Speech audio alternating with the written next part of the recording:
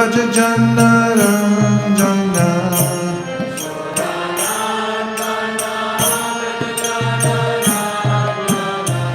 Jashodanandana Vrajajanaranja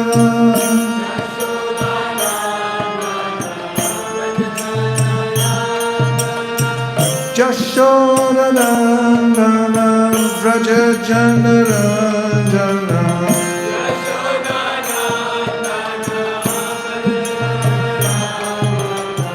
Jamuna Tiravanachari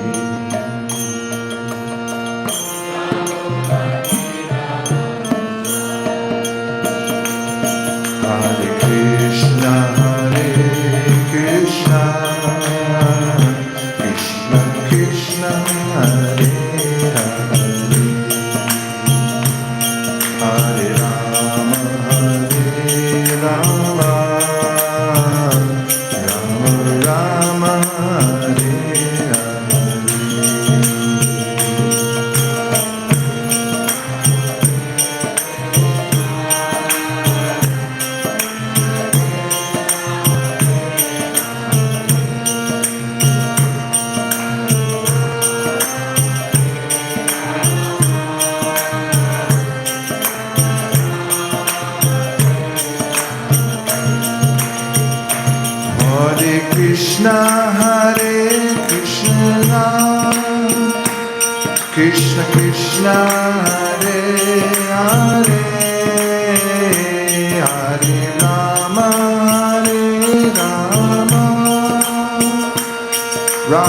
Rama Hare Hare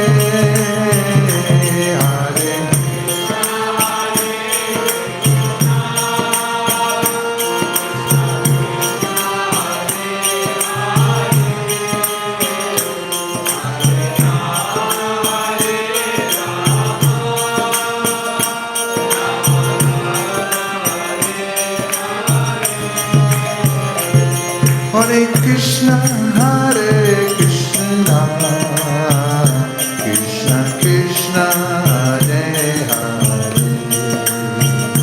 Hare Rama Rama Rama Hare Hare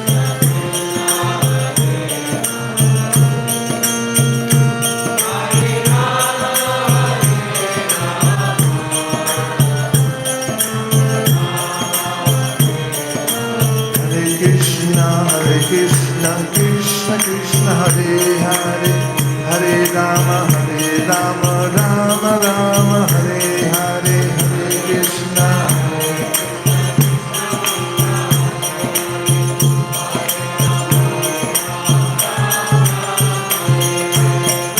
Krishna Krishna Krishna Hare Hare Hare Rama Rama Rama Hare Hare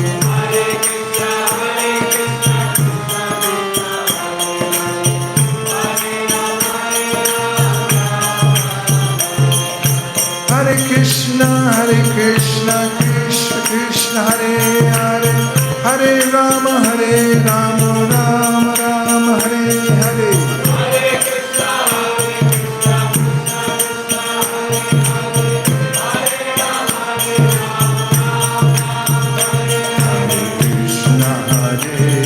Krishna Krishna Krishna Hare Hare Hare Rama Rama Rama Hare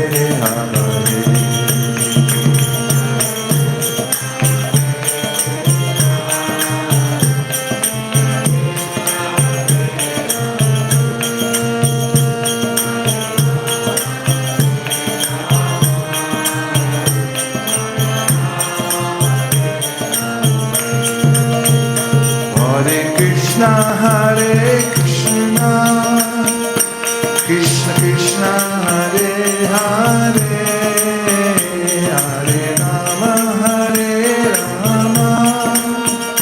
Rama Rama Hare Hare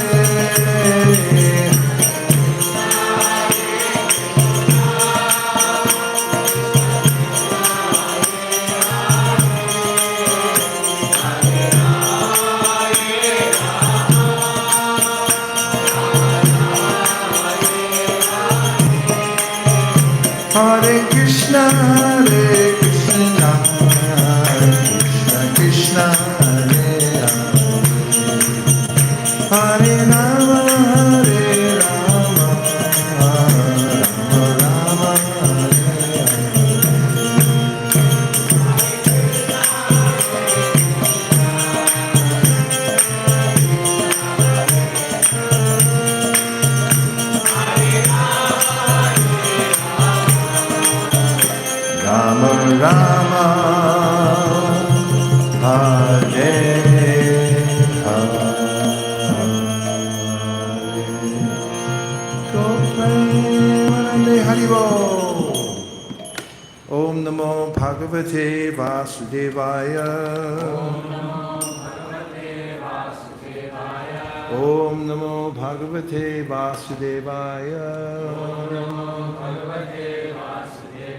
Om Namo Bhagavate Vasudevaya. Narayanam Namaskritya Naram Chaiva Narottamam Devim Saraswatim Vyasam Tato Jayam Udiraye. Today we're reading from the 5th canto. And today's chapter is 12 and the verse is 12. So 5, 12, 12. Rahugana converses with Jada Bharata. Rahuganaita yati nachejaya nirvapanagrahadva dachandasanaiva jalagni suryar Vina mahatpada rajobhishekam. Dozo.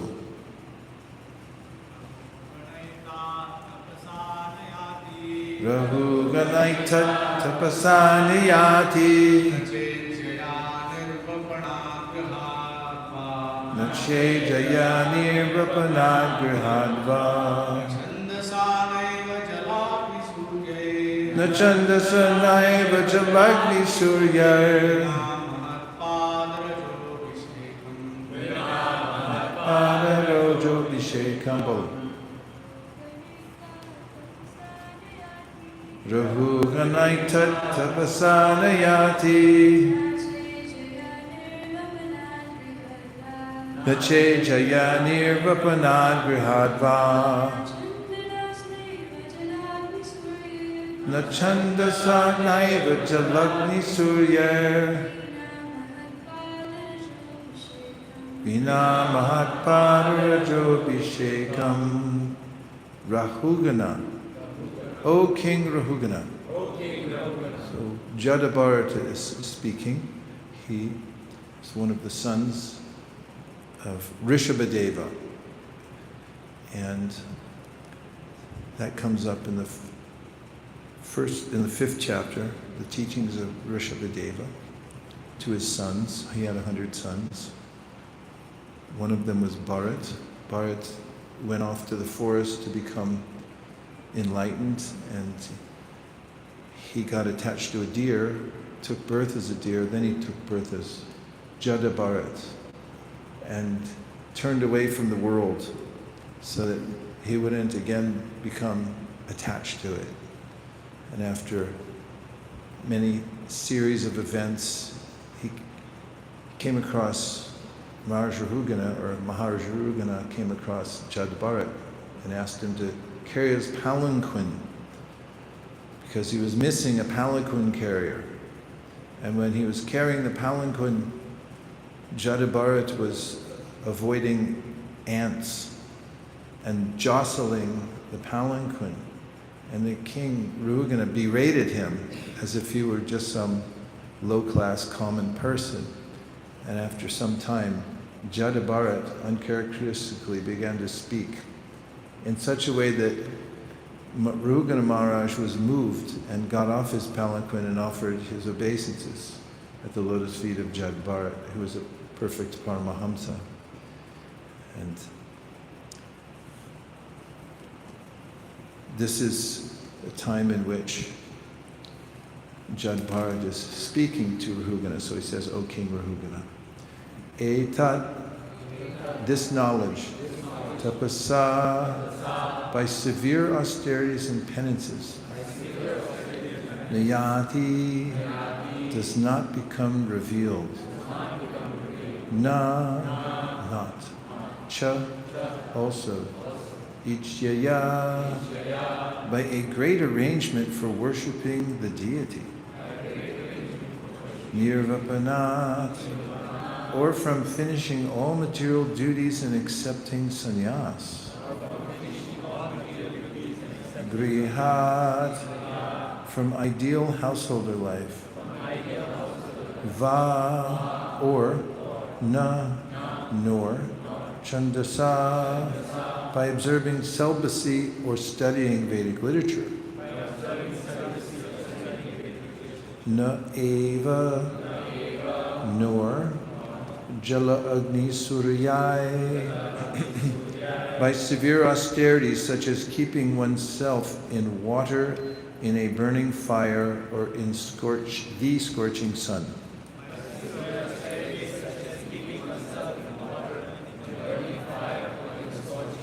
Bina, without. Mahat, of the great devotees. Pada Raja, the dust of the lotus feet. Abhishekam, smearing all over the body. Translation: My dear King Rahugana, unless one has the opportunity to smear his entire body with the dust of the lotus feet of great devotees, one cannot realize the absolute truth. One cannot realize the absolute truth simply by observing celibacy, brahmacharya, strictly following the rules and regulations of householder life, leaving home as a vanaprastha, accepting sannyas, or undergoing severe penances in winter, or keeping oneself submerged in water, or surrounding oneself in summer by fire and the scorching heat of the sun. There are many other processes to understand the absolute truth, but the absolute truth is only revealed to one who has attained the mercy of a great devotee. Srila Prabhupada's purport: actual knowledge of transcendental bliss can be bestowed upon anyone by a pure devotee. Vedeshu durlabham atma bhaktau. One cannot attain the perfection of spiritual life simply by following the directions of the Vedas. One has to approach a pure devotee. Anyabilashita shunyam jnana kanamandyanavritham. By the grace of such a devotee, one can understand the absolute truth, Krishna, and one's relationship with him. A materialistic person sometimes thinks that simply by executing pious activities and remaining at home, one can understand the absolute truth. That is denied in this verse. Nor can one understand the absolute truth simply by observing the rules and regulations of that brahmacharya, celibacy.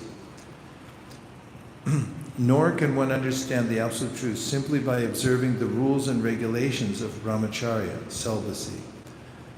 One only has to serve the pure devotee. That will help one understand the absolute truth without fail. I offer my respectful obeisances to His Divine Grace, A.C. Bhaktivedanta Swami Prabhupada, to the previous acharyas, and to all the assembled devotees. Vamsha kalpa tarubhascha kripa sindhave evacha patitanam pavanebhyo vaishnavebhyo namo namaha.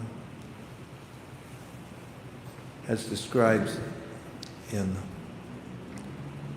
Yogeshvara Prabhu's book called Swami in Strange Land, there were different eras in the beginning of the Krishna consciousness movement, beginning with a few devotees who were seekers, came in contact with Srila Prabhupada. And they had called him Swamiji. They knew something about Indian philosophy and Swamis and the term Swamiji. Mukunda Maharaj describes in his book, Miracle on Second Avenue, how he had gone to visit Swamiji in his loft-like place. It was a rather downtrodden area that Prabhupada lived in, so much so that there was rampant intoxication amongst the dwellers of that borough. And those who intoxicate themselves often try to find some shelter, and they would repair to the hallway in front of Prabhupada's loft-like apartment and lie on the ground. And when Prabhupada would come in, they'd have to move a little bit so he could get to his door. Prabhupada started in the loft by having a program, and he cooked himself, cooked in pots, didn't have many resources to serve out, but he invited people to come. Mukunda Maharaj describes how he had gone there and met the Swami, and how he had found him to be very approachable and unassuming. Some Swamis that he, Mukunda, at that time Michael, and his friends had met in New York City were put on airs. They were more affected by being Swami of some kind. Down to earth, he found. And he led a program, did Prabhupada, and then he served out prasadam personally to all the devotees.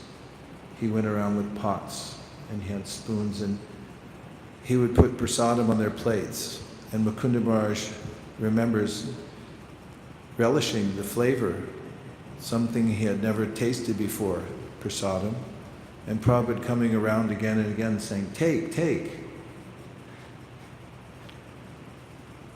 And as Swami's mission unfolded in New York, I won't go into the details of that, but it's highly consequential and interesting to hear.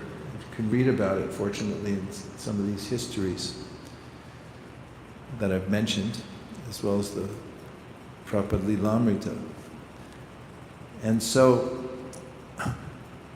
especially Yogeshwara notes a change in mood as the devotees, those who were coming, fledgling devotees, and serving Srila Prabhupada. In the beginning, of course, it's legendary that Prabhupada would wait in line for the restroom at 26 2nd Avenue. And people would come. A musical group called the Fugs came there, and they were unruly and uncouth. And the devotees noticed the difference between the wanton lifestyle of the hippies, and at that time in New York, there was a lot of experimentation with drugs and also music and art and so forth. The other side of niyama, or controlling oneself, devotees then noticed that their lifestyle was quite different than it had been, because they had also been a part of that mini romantic area, those trying to discover themselves, but they were starting to notice those who were sitting with Swamiji and hearing from him. It was noticeable that they were now pursuing something more important and deeper than the whimsy that was going on, the whimsical activities of the people of the village. And step by step, Prabhupada captured the hearts of those who came to hear, but there was also a divide. He describes at a certain point that devotees had begun to realize the importance of Swamiji. And when he was away and had come back, they had cleaned the entire premises and they had upgraded Prabhupada's seat. And Prabhupada sat on the seat, and he appreciated that the devotees were becoming advanced.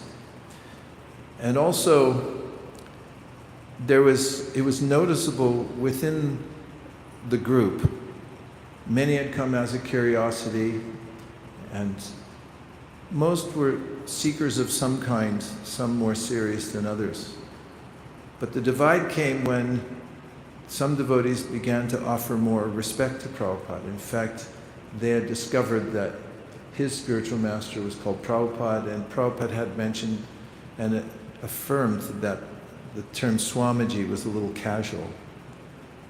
And the exact time that that happened, I can't recall, but it's there within the record that there was a noticeable, amongst the devotees who were following Prabhupada, was they began to realize that they weren't respecting him enough.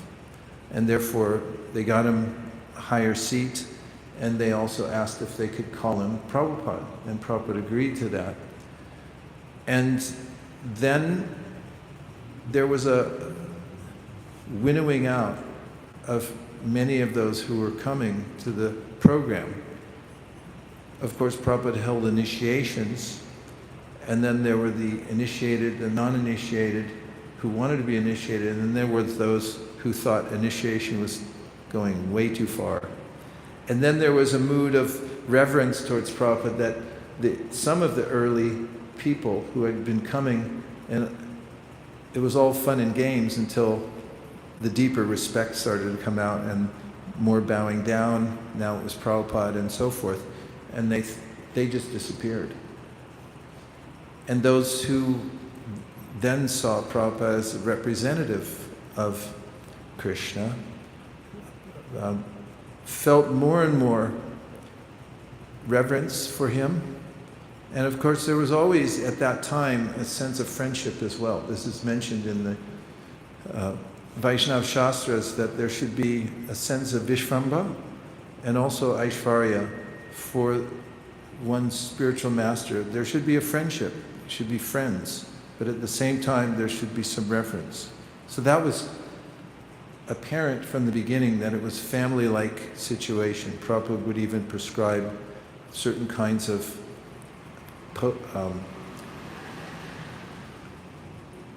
concoctions. Somebody had a headache, Prabhupada would tend to them because he had known all these formulas to how to cure this or that, his time as a pharmacist.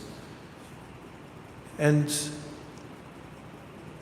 as the movement increased, there was more sense that Prabhupada was the Acharya and the spiritual master and the teacher. So that evolved naturally in the association of Prabhupada and also hearing from the Srimad Bhagavatam and Bhagavad Gita. Oftentimes people will read the Bhagavad Gita as it is, and then they hear in many of Prabhupada's purports that, oh, you should have a spiritual master. So then they start inquiring about how that works and so forth. So this verse is indicative of Chaitanya Mahaprabhu's teachings to Sanatana Goswami. In fact, Chaitanya Mahaprabhu quotes this verse when he's teaching Sanatana Goswami that the way in which one is attracted away from the material energy is by observing a devotee who is no longer interested in the material world. And he quotes a verse from the Bhagavatam, which I haven't memorized, but I'll give you the essence of it. And that is that when one comes to the end of one's material existence, then one meets a pure devotee of the Lord. Now our acharyas comment on that quite straightforwardly, and they're all in agreement. They say this purport of the verse, rather, is an indication of a very, it's almost a poetical device in Sanskrit, where you state the effect before the cause. in order to emphasize something. And in this case, he's saying that when you end your material existence, then you meet a pure devotee. What our acharyas say is that's an emphasis that when you come anywhere close to meeting a Vaishnava, then your material life is finished. It's a foregone conclusion, in other words. And that's the emphasis given in the verse. So that Chaitanya Mahaprabhu gives that verse. He also offers this verse as well and points out that this is the beginning of one's spiritual journey back to Krishna. And we all know the famous extended metaphor that Lord Chaitanya Mahaprabhu uses of Brahmanda Brahmate Kon Bhagyavan Jeev Guru Krishna Prasadi Pai Bhakti Lata Beach, saying that when one's wandering in the Brahmandas, whereas Prabhupada says in other places, loitering, which is worse than wandering, because it indicates you have no real purpose, you're just hanging out. And in that state, when you meet a Vaishnava, then you get Krishna. And from Krishna you get the Vaishnava, or vice versa. And so Chaitanya Mahaprabhu says that the means by which one's awakened is by the devotee. And he says also that the devotees are like Vaijas. They're doctors that carry with them two things. One is hymns, and the other, he says, are instructions. A little black bag pulls out the hymns and the instructions. And by those, then one can become cured of the material disease. And this meaning of smearing one's body, Rajobhishekam, means taking the dust and putting on one's body, means to awaken to the realization that we're helpless without the instruction of Krishna that comes through the spiritual master. And Prabhupada explained how a spiritual master means two things. One is it's a position and also a person. And he would give the example that if a representative from a corporation comes to sign a contract with you, you show that person all the respect that you would, even if they're a courier from the company, you would show them the respect that you would to the president of the company, because they're a representative. And the position of Guru is emphasized very deeply throughout the Srimad Bhagavatam. We have such a dramatic contrast when we hear about Indra. As you might remember, Indra was settled in with his minions, and he was on a royal throne when his guru, Brihaspati, came in, and Indra didn't stand up because he was feeling comfortable being praised by everyone. And although he noticed his spiritual master come in, he hesitated. And by the time he realized that he had hesitated, his guru had left. And then Indra's empire fell apart. This is marked in the Srimad Bhagavatam, that he was sustained by his relationship with his guru. On the other hand, in the eternal fight between the demons and the devotees, you find that the demons were properly worshipping Shukracharya, even though he's known to be materialistic. We know that from the story of Bali Maharaj.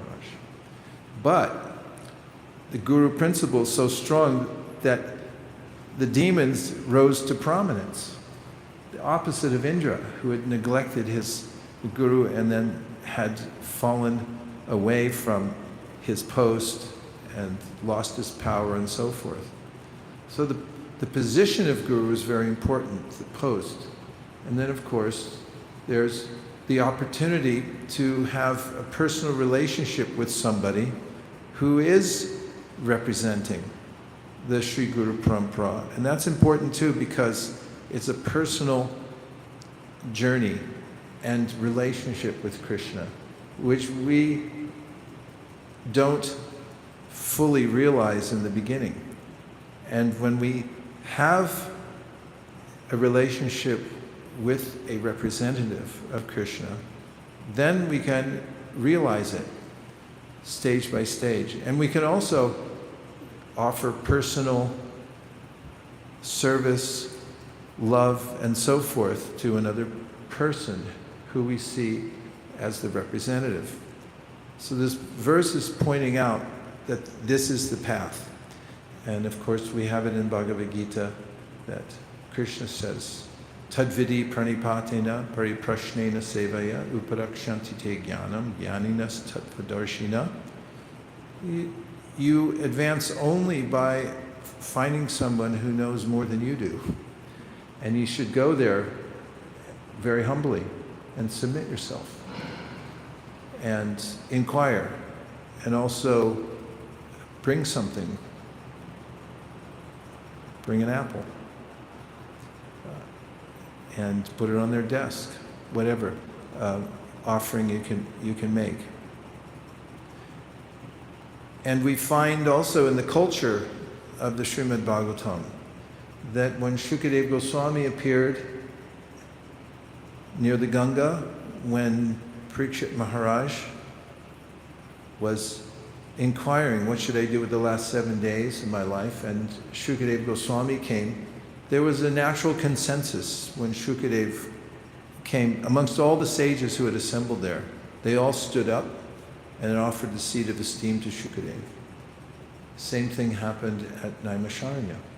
And Sutta Goswami was given the seat.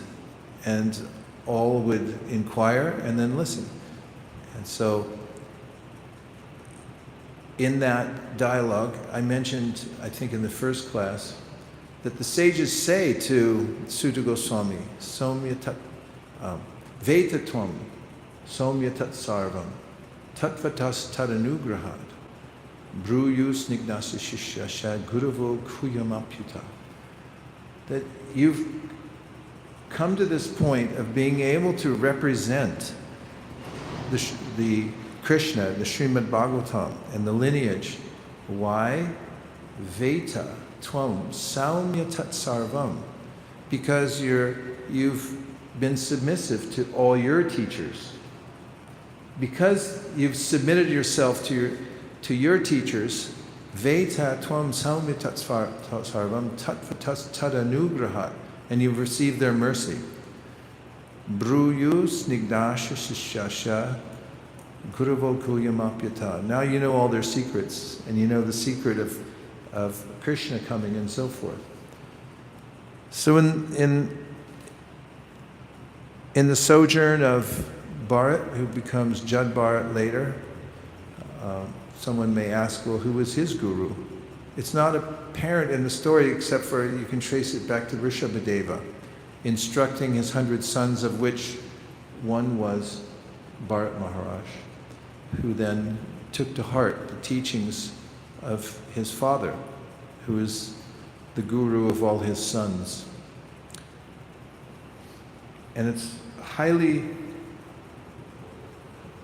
recommended verse to memorize, this Rahuganaita Tapasa Nayati verse. It's quoted by our acharyas in many, many places. And those are a few thoughts about the verse as a preamble, and now we'll see if you have any reflections or questions about the subject. Yes, Mahabhagavata Prabhu. Thank you very much. You reminded us of two verses when you were giving the class.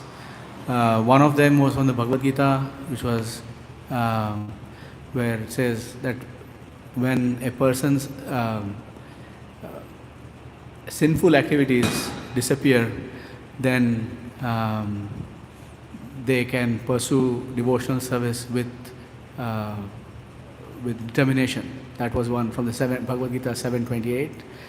And then the second verse was also similar to this verse, where Prahlad Maharaj is repeating this instruction that Srila Prabhupada quotes many times in his classes, Naisham Tavas Urukramangrim Sprishatanartha. That one. So thank you very much for that. Yeah, thank you.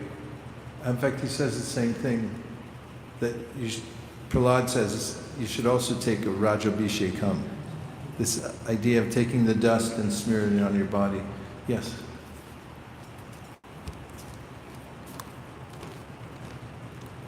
Thank you so much, Prabhuji, for an amazing class. So you mentioned that when one gets materially detached, then they come across a true devotee. So I needed to ask that how do we know that one is a true devotee?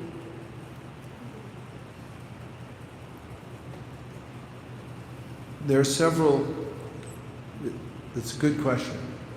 We should know that. I can approach it from a few different angles. First of all, Arjuna asked Krishna in the second chapter of the Bhagavad Gita to verify what a Stita Muni is, somebody who is situated in spiritual consciousness. Starting with that, Krishna tells him that as a person who's achieved steadiness in spiritual life, it's noticeable that they can pull back from the myriad desires that are running through their mental system. And also that they feel satisfaction in themselves. And he says, Dukeshu vigna manaha, sukeshu vigataspriha, vitaraga, ayakrodha, stita dirmuna uchite. That a stita dirmuni, or somebody situated properly in pure consciousness, doesn't speculate, but follows the system passed down from Krishna. Other munis are known for speculation. If you go to school in an academy somewhere, not this academy, I'm talking about secular academies where you're not supposed to talk about God unless it's in a theoretical sense. There's a way in which you're asked to speculate. And if you write a paper, you have to come up with ideas that nobody's ever thought of before. Stita Dir Muni follows strictly the version that Krishna gives straightforwardly. Prajahati yada kaman sarva partha manogatan atmanyeva manatushta stita Dir Muni uchite stita pragnas tadochite. The first verse I said I gave in English, but that's the Sanskrit. Prajahati means they can control their senses. And also, Atmanyeva Manatushta, they're satisfied in themselves. And then, as far as verifiable signs of a person who is in Krishna consciousness, Prabhupada gives some definition in the Upadeshamrita, where he mentions various levels of persons who are devotees. There's one who can say Hare Krishna, and such a person, he says, in your mind, you should accept them as an extraordinary soul. And then there's those who have accepted Diksha, and they're chanting Hare Krishna with a vow. Those you should Vanchakalpataruscha, Kripasindavevicha, etc. And then he said those who have done that for a long time and who obviously free, Nindadi Shunya, he says, Nindadi Shunya Hridamipsata Sangalabhya. They're not affected by envy. You should try to learn from them. He says more than that, you should give yourself to them. In his purport, Prabhupada describes how there's verifiable ways to see if somebody is a devotee. And this was a discussion, well, first I'll say this. He says, person who's a devotee worthy of taking shelter of should be learned in the Shastra. Tasmat gurum prapadye sa jignasu shreya uttamam shabde paresh anishnatam brahman upashamashrayam. This is the conclusion. I know I'm jumping around a little bit, but bear with me. In 11th canto of the Srimad Bhagavatam, in which the Yogendras are teaching Maharaj Nimi, and they're describing how material life is a disaster. And they say, therefore, you should approach a spiritual master. And then they give the symptoms. Tasmad gurum prapadyeta, surrender there. Jignasu shreya uttamam, and you should inquire, don't ask, I shouldn't say this, dumb questions, but ask, like, just give me an example. I have a godbrother, Sri Charanam Prabhu, it's on record, his Prabhupada went to Japan, and he was a new bhakta, but he asked Prabhupada if he had ever met Indra. And Prabhupada said, what difference does it make if I've met Indra or not? And then Trivikram Maharaj jumped in and he said, Indra would be lucky if he met Prabhupada. In any case, Jignasu Shreya Tamam, you should inquire about your ultimate good, the ultimate good. Shabde Brahme Shanishnatam means that person should have taken a dip in the ocean of transcendental knowledge. In other words, they're still drying off. They're soaked in it. And they're Brahman Upashamashrayam means that they have no other interest in this world. They're not half in, half out. It's not a hobby. That's their life. And in the Upadeshamrita, I think I was commenting that Prabhupada says verifiable signs. Person is shastric. They also preach. They also are visibly steady. And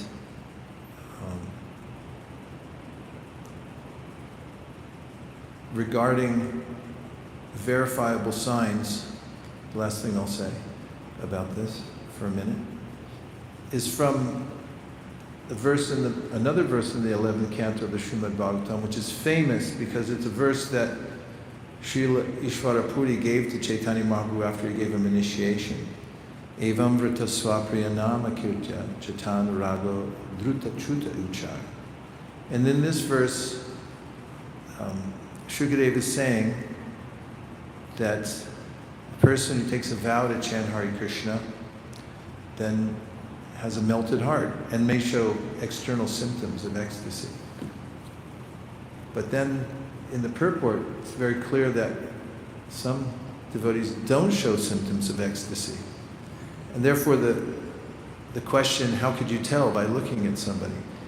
And so Madhvacharya gives some important commentary there, and he says that there's only two symptoms that you can judge the advancement of a devotee. And he quotes a verse from the Shastra. One of them is steadiness. I'll say it again because that guy interrupted me. Steadiness.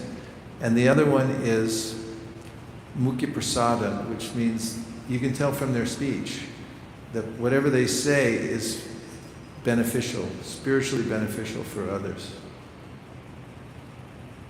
Other ways you can tell, although it's not foolproof, they're wearing tilak and neck beads. That's a sign that somebody has a spiritual master somewhere and is a devotee. But Chaitanya Mahaprabhu, when he was asked by the members of the residents of Kulina Gram, who's a devotee, and he said, anyone who chants Hare Krishna. Then he said, one who's constantly chanting Hare Krishna. Year by year, they asked him the same question. And the third year, they asked him who's a devotee. He said, the person who, when other people see him or her, they start chanting Hare Krishna just by seeing that person. So there's various angles. It's important to ask, how can I verify? So you asked who a Vaishnava is, and those are a few angles of vision. Yes.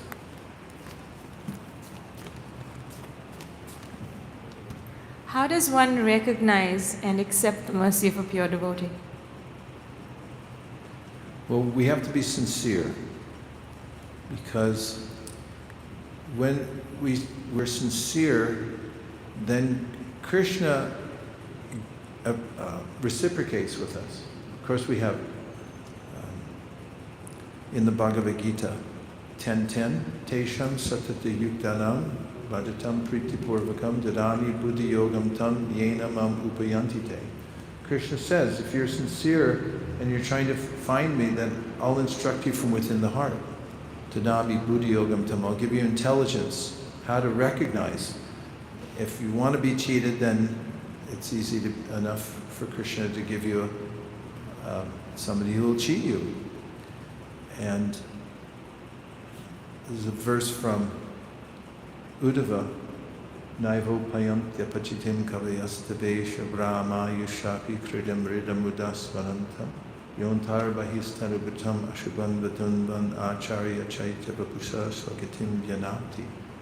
He's offering his appreciation to Krishna, his gratitude. He said, I couldn't express my gratitude to you, Krishna, enough. Even if I had the lifespan of Brahma, I wouldn't have enough time to express my gratitude to you, because you come to me as from within my heart, you instruct me. Externally, you instruct me as the Acharya. And all this is you, he's saying, and you're coming to show the path. And you said, how can we recognize and accept? So it has to do with our appreciating capacity. And Prabhupada talks about this in the Adi Lila, Chaitanya Charitamrita. If you go to Adi Lila 4, chapter 4, text 34, and you go to the second to the last paragraph, you'll find Prabhupada speaking about the appreciating capacity. He said every living being and every species of life has a certain appreciating capacity. Much less so in plants and trees, the animals. When you come to the human life, then you have an opportunity to increase your appreciating capacity for Krishna. And as it becomes more apparent, then you're able to take that blessing from those who already have Krishna consciousness. It's like with any arrangement for learning from somebody, the more sincere you are about learning, the more you want to lean in. I had an experience learning from a music teacher that we were coming together, and I remember in one session I was sitting there and I had a revelation because I was so eager to learn from him, and he was a good teacher, and he was speaking about things and showing me things. And does anybody here use any Apple products? Like, not the Apple like this, but you have AirDrop? Is that what it's called? Yes. Do you like that? Yes. I do too. And it's like that. Well, my experience was like that. I was sitting across from the person, I was thinking, how many austerities has this person performed to have come to this level of expertise in playing this instrument?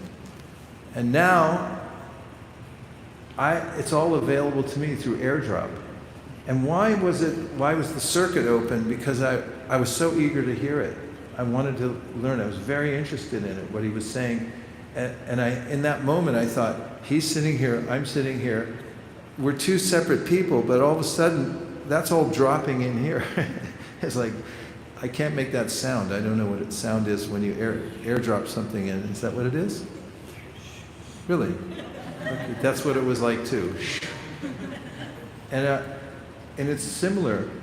You can see from the symptoms when those who were around Prabhupada, his influence, spiritual influence, affected them. Yes. 3 minutes. I'll keep it short. Hare Krishna, everyone. Definitely upon on some of the points that you said, especially even in the first line, the opportunity to smear Keep that close. the entire body. I think it's also literally and also figuratively, because being in the orbit, being absorbed in the teaching, or being surrounded by a very great devotee is actually very beneficial. It actually uplifts one by actually teaching them how to behave, right? And actually how to develop that mood. And all the points that you were talking about, having the mercy of a devotee or having, like, being sincere, it's actually one of our great devotees' birthday today. Mahabharagadas Prabhu, happy birthday. So it's actually his birthday.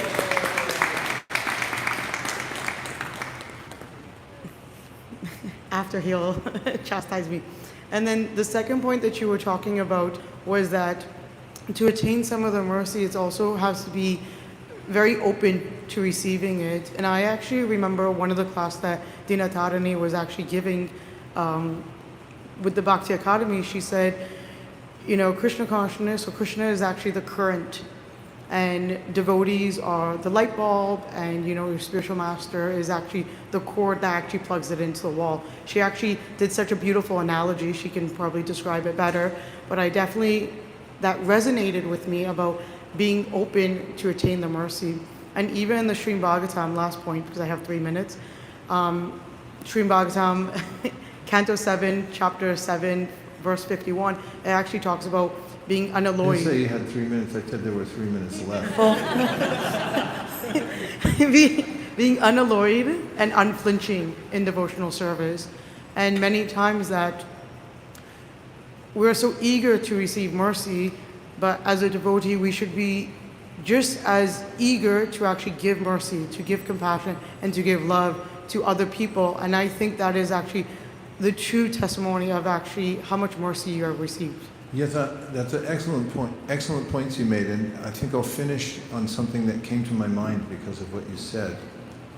Was Shyamasundar and Malati, who were Sam, and Malati was Melanie.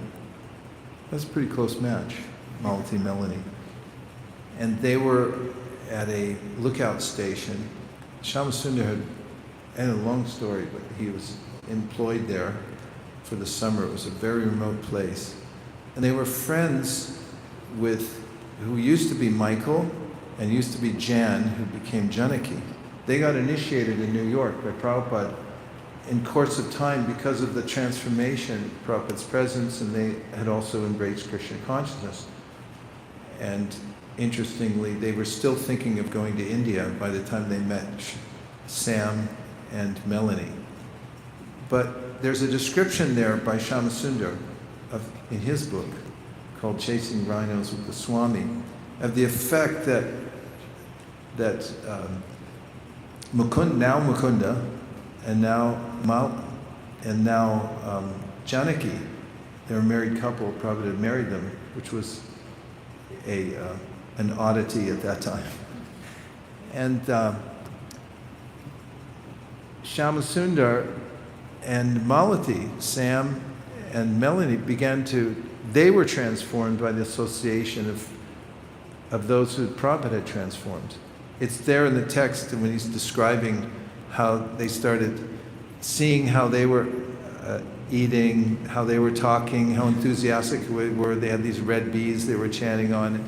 And they started to become enthusiastic about devotional service. And therefore, there's this process through which those pure devotees influence others, and it's genuine. There's a change of heart in others. And then they, in turn, go out and influence other people. And those people can transform because of the association of the ones who had association and took it seriously. So our Krishna consciousness movement is dependent on this very personal connection that we have with Vaishnavas. And of course, we should be respectful to Vaishnavas of all kinds, because that's the way to Krishna's heart. Shru Shru Shro Shradhanasya Vasudeva Kataruchi. San Mahatsevyabi Prapunya Kirtan Shevana. When you serve devotees, then your heart becomes cleansed. And then you can, as representatives of those who have felt what it's like to associate with Vaishnavas, they can have that effect on other people too. And that's what our Krishna consciousness movement is based on. That's why we call it Vaishnavism, because we worship Vaishnavas. And so we can take to heart today's verse, and I have to stop now, so any other questions I can take tomorrow. Is that okay? Dear Srila Prabhupada, dear Sri Chaitanya Mahaprabhu, Shri Shri Gaurnitai, Shri Shri Radhakir Chor Gopinath, Shri Jagannath Baladev Subhadra, if you so desire, please let us have deep appreciation for Vaishnavas, and please give us the opportunity to take a Raja Abhishek, or smear the dust from the lotus feet of pure devotees upon our bodies. Thank you for considering our request. Om Tat Sat. Everyone agrees with this prayer in whole or in part. Please say Hare Krishna. Hare Krishna. Vancha kalpatarubhascha kripa sindhave eva cha patitanam pavanebhyo vaishnavebhyo namo namaha. And special mention of His Grace Mahabhagavata Prabhu, who has for many years been an exemplar of the principle of Krishna consciousness, both in his example and in his teachings. And you're very dear to all the devotees here, and many, many that I meet around the world. Thank you for all that you do, and for your deep absorption in Krishna consciousness. Gaur Premanande Hari Gaur. And happy birthday.